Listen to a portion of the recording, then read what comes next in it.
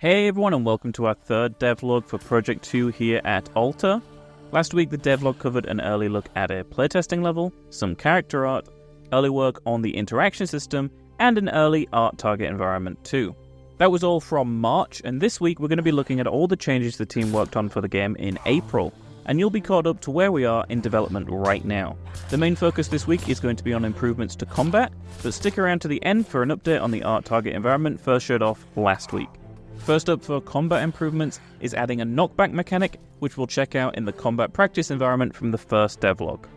As previously explained, this is a level with multiple dummy enemies you can practice combat against, so it works perfectly to showcase the new changes to combat. Firstly, blocking feels even better now, with enemy swings being registered hitting against parrying swords and shields much more consistently. Secondly, if you attack really fast and you hit an enemy multiple times, they'll respond by pushing you back with this awesome knockback attack.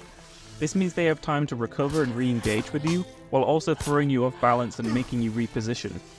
It's already made a huge change to combat, and feels amazing when you play it. It makes you question how you approach combat, which as a whole feels quicker and more visceral than it has ever been. This is really amazing work from Dan, Alex, and Peter, all working on different aspects of this new knockback mechanic and making it all come together. Like I mentioned earlier, you can also jump into a normal raid to test out these changes. You may have to adjust how you approach combat to come out unscathed by these enemies now. And the eagle-eyed among you may have noticed the appearance of someone new in the hub when you load into the game now. We'll be talking a lot more about quests in the future. Watch this space. Next up, the enemies got even more improvements. With the addition of the knockback mechanic enemies can unleash on players, there is now a choice for them. They can either do that knockback, pushing players away and making them re-engage, or the enemies can choose to dodge out of the way themselves. Because enemies have this choice, it's much harder to anticipate what they will do now, and either response results in a swift shake-up of combat, making you rethink, reevaluate, and then re-engage. You can see here in some multiplayer footage that it's crucial now to work together to take an enemy down, as they have a lot of options at their disposal to change up the flow of combat, and even teaming up on an enemy together can't always result in getting away without taking damage. Another new feature I want to showcase is quick weapon swapping. You can now press the trigger on each controller to swap what you're holding in that hand. For example, in a dark area I might need to swap to a torch, but then I can see combat on the horizon, so I need to switch back to my shield as I'm about to engage with an enemy. Or maybe I don't have anything equipped yet, and rather than going into the inventory to do so, I can quickly equip a sword and prepare for battle. You can jump into the game now and test all these new features and changes for yourself, but when you do, you may notice that the character model first shown off a few weeks ago is actually in-game now. This is the first implementation of its low poly model in the game, so it's still early days and there'll be a lot more to show in the future, such as when it gets its clothes and proper textures, but it's really cool to see it in-game already, so stay tuned for a lot more on the art side of things. These previous two features were tweaked and improved upon further with even more additions to combat.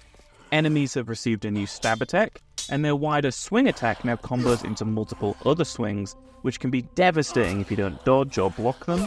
All of this is working really well with the knockback and dodging that enemies do now, which was shown in the past two videos.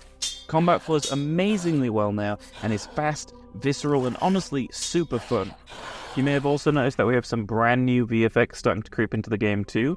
The first is for collisions. Smoke and sparks can now be seen when you make contact with surfaces. I particularly like how it looks when I run a sword across a shield. In general, the team is planning a lot of cool things for the future, but one of the things they are going to start implementing soon is an enemy with ranged attacks. That's all I'll say on that right now, but stay tuned to these videos to see that take shape in the game soon. Next up this week, I wanted to show the progress on the character art. Last week I showed the first implementation of our new player character model in the game with its initial texture. Well, it has received a much more polished look now, with some awesome texture work that Zia has been working on. We're going to be seeing the default clothing loadout for this character get added soon too, as work on that continues. Hopefully this gives you all a little glimpse into what is to come from the game visually. There'll be a lot more to share about the art and the direction of the game in future videos. And lastly for this week, we return to combat, but for a different reason. Dan has been hard at work at implementing a ragdoll system into the game, and while this is an early implementation and may change and things could shift and alter as time goes on, this allows for real-time interaction between players and enemies. As you can see here, my sword moves the enemy's sword as I move in VR. This is a huge feature and will develop and evolve over time, but I just wanted to put it in this video here so you can see it in its infancy and follow it through development.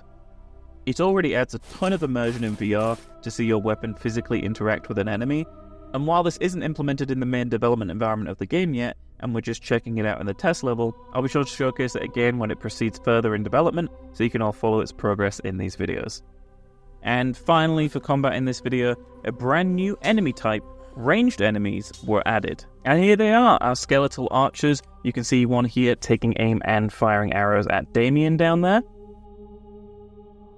You may have also noticed that these skeletal archers look a little different from the other enemies and act quite differently as well.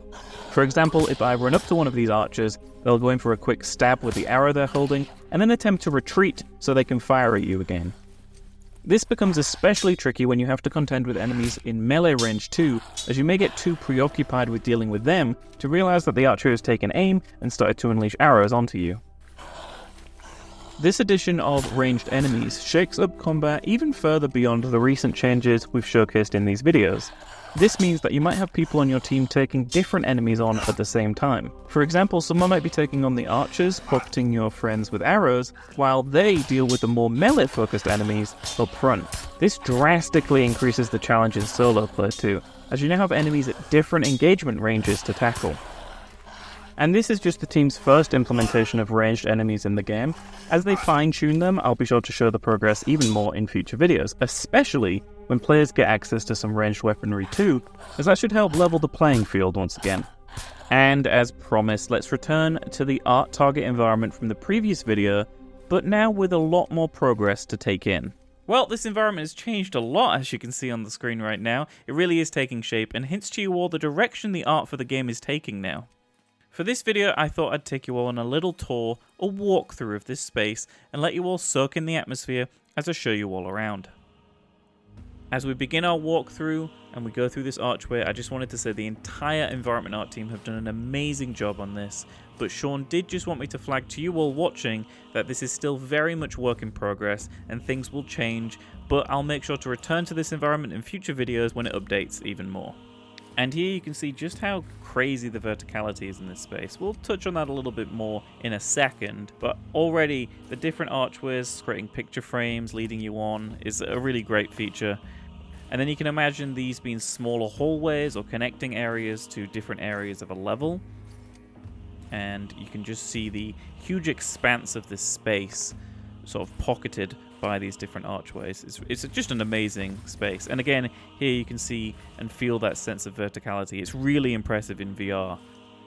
That red hallway down there, that red archway, that red cave, whatever you want to call it, we'll be touching on that in a little bit. But let's head up these stairs first and take another look at this huge structure that grows out of the cliffs. It grows out of the rocks and it feels very natural but also very ancient, and I love that feeling about it. There's a lot of detail here, and while you're exploring, your head's always sort of tilting in different directions and you're checking out all these different areas.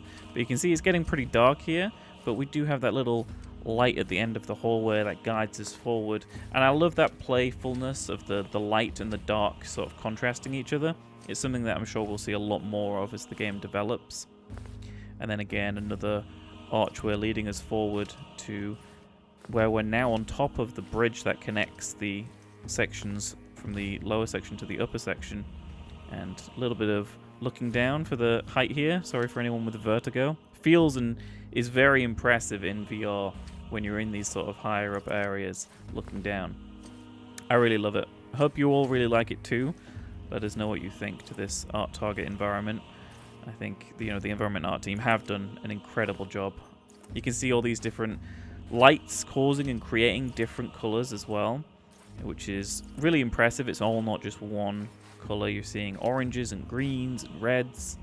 It's amazing. And again, another shot looking down. And now we're in this upper section above that red cave. You can see it there glowing.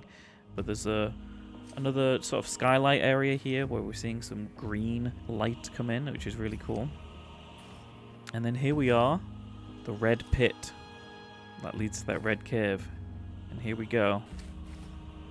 Now this is something we haven't really talked about too much in the videos, but P2 is going to have a lot of darker elements to it, and ritualism and ritualistic elements is something we've talked a lot about in development, and you're seeing a little bit of that here. It's still an untextured prop, so we will revisit this area in the future, but that's just a little tease view of some stuff that you can expect in the future of P2.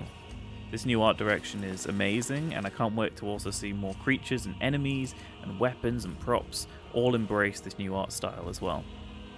For me, I like to just sit down here, lay back, and soak in the sights. And that's everything from the game's development in April. That means you're all caught up to where we are in development right now. We'll be releasing weekly devlogs that are in line with the game's development, rather than these larger compilation videos going forward. So expect a new short devlog every week covering a new feature or change as the game develops. And remember to head over to the Discord via the link on the screen or click the link in the description and let us know what you think about what we've shown of the game so far. Thanks again for watching, and see you all in the next one.